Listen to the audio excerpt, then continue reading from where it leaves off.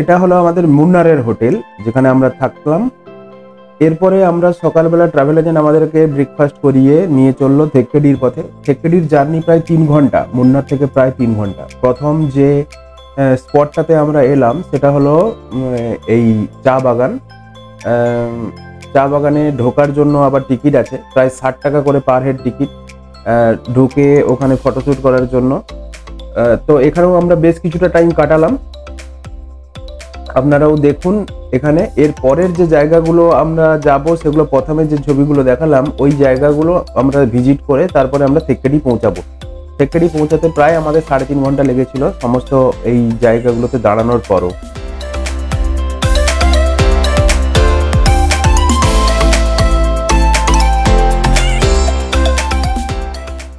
এই ট্রাভেল এজেন্টদের সাথে কেরালা ট্যুরের আজকে 4th ডে। এর আগের যে 3 দিনের ভিডিওই আমি আমার চ্যানেলে আপলোড করেছি, আপনারা গিয়ে আমার চ্যানেলের ভিডিওতে গিয়ে দেখতে পারেন, অথবা আমি আই বটনে দিয়ে দেবো, অবশ্যই সেগুলো দেখবেন। দেখার পরে এটা দেখবেন। এটা দেওয়ার উদ্দেশ্য আমার একটাই, যারা আপনারা বাঙালিরা সাধারণত ঘুরতে ভালোবাসে, আপনারা যখন কেরালাতে যাবেন, কেরালাতে ট্রাভেল এজেন্টরা মূলত এই জায়গাগুলোতেই নিয়ে যায়, এবং সেই জায়গাগুলো কেমন দেখতে, সেটা ওরচিট কিনা বা আপনি কোনো স্পট চেঞ্জ করতে চান কিনা, সেই জন্যই আমি এই জায়গাগুলো আপনাদেরকে ভিডিও দেখতে দেখিয়ে দিচ্ছি যে জায়গাগুলো এরকম হবে, আপনারা কোনটা চেঞ্জ করবে কিনা। তবে একটা সাজেশন, কেরালা যাওয়ার কিন্তু মূল টাইম কিন্তু বর্ষাকাল। আপনারা শীতে যান, শীতেও এখানে গরমকালের মতো অবস্থা, তো বর্ষাকাল ছাড়া কেরালার সৌন্দর্য উপভোগ করতে আপনারা পারবেন না। সুতরাং যদি আপনারা সিঙ্গেল যান তাহলে অবশ্যই বর্ষাকালে যান, ফ্যামিলি নিয়ে গেলে আমাদেরকে তো আপনাদেরকে ডিসেম্বর মাসে যেতেই হবে, উপায় নেই।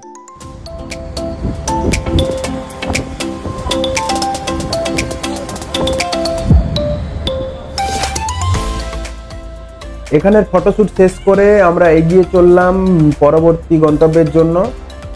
এর পরবর্তী গন্তব্য যেটা আমাদেরকে ট্রাভেল এজেন্টরা বললো যে এরপর একটা ওয়াটারফলসে আমাদের হল্ট হবে, সেখানেও প্রায় আধ ঘন্টা হল্ট হবে, তারপরে আমরা আবার এগিয়ে যাব। সঙ্গে থাকুন আপনারা এবং সাইডের রাস্তার ভিউ উপভোগ করুন।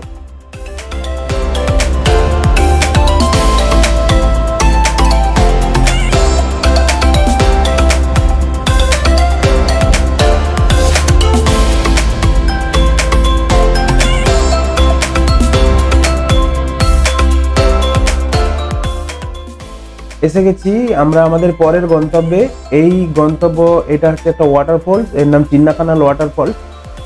আমরা সাধারণত শর্টসে, কেরালার জন্য কোনো শর্টসে যে ওয়াটারফলসটার শর্টস সব থেকে বেশি দেখি সেটা এই চিন্নাকানাল ওয়াটারফলস। কিন্তু দুর্ভাগ্যের বিষয়, এই ওয়াটারফলসে ডিসেম্বর মাসে আসার জন্য এতে সাফিসিয়েন্ট জল নেই, সেই জন্য এর সৌন্দর্য আপনারা ততটা পাচ্ছেন না।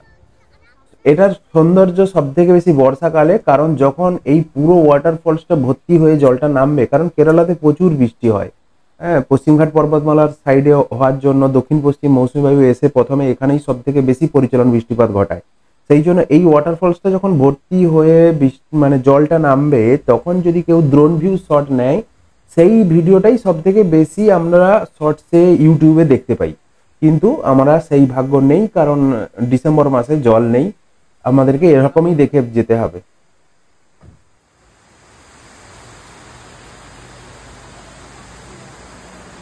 শীতকালে অসাধারণ রূপ নেই, শীতকালে সরি এখন শীতকালে এসে জল নেই, বর্ষাকালে এটা তো প্রচুর জল থাকে।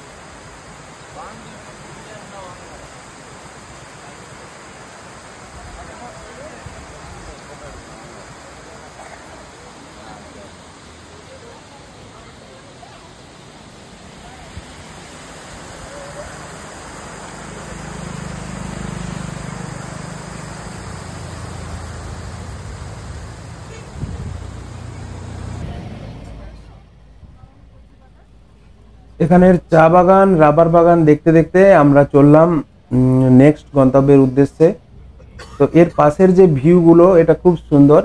কেরালা যেমন চা ও কফি উৎপাদনেও খুবই ভালো, সেরকম একই রকম রাবার উৎপাদনেও কেরালা প্রথম স্থানে ভারতের প্রায়। এটা ছাড়াও কেরালা হচ্ছে মশলা ক্যাপিটাল, মশলা এখানে প্রচুর পরিমাণে উৎপন্ন হয়, সে এলাচ হোক, সে দারুচিনি হোক, বা সে যে কোনো টাইপের মশলা এখানে প্রচুর উৎপন্ন হয়। আমরা রাস্তাতে একটু পরে আপনাদেরকে এলাচ বাগান দেখাবো। সাধারণত বাঙালিদের একটা খুবই ভালো কথা, তো ভাবেন কি এলাচ চাষ আছে, সেই এলাচ বাগান, এলাচ চাষ কেরালাতে কিন্তু আছে। আপনাদেরকে এখনই আপনাদেরকে দেখাবো, সঙ্গে থাকুন আপনারা।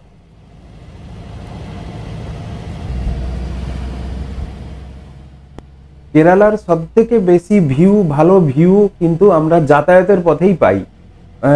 পাশে আমরা দেখতে পাবো পাহাড়, চা বাগান, তারপরে রাবার বাগান, তারপরে অনেক কিছু দেখতে পাবো এবং সঙ্গে এই লেক, আরিয়াকানাল লেক, লেকের ভিউ দেখার জন্য আমরা 5 মিনিট দাঁড়িয়েছিলাম অবশ্য।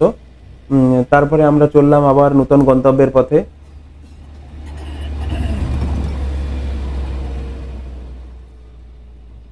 প্রথমেই আপনাদেরকে বলেছিলাম এই মুন্নার থেকে থেক্কেডি যাওয়ার রাস্তাটা ভিউটা দুভাগে বিভক্ত। প্রথমের অংশটা আপনারা পাহাড়, লেক, তারপরে চা বাগান, রাবার বাগান এগুলো দেখতে পাবে। তারপরের যে হাফ, সেই হাফে আপনারা পাশে শুধু জঙ্গল দেখতে পাবেন। খুব ভালো জঙ্গল, জঙ্গলের মনোরম পরিবেশ।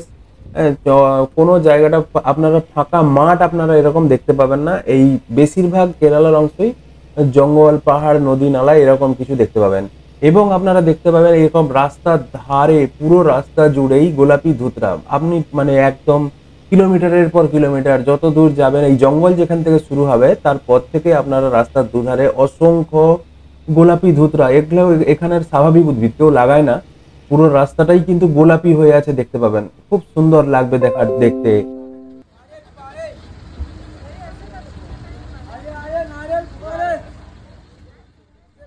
এরপরে আমরা পৌঁছে গেলাম পরবর্তী স্টপ ব্ল্যাকস্টোন গণেশা।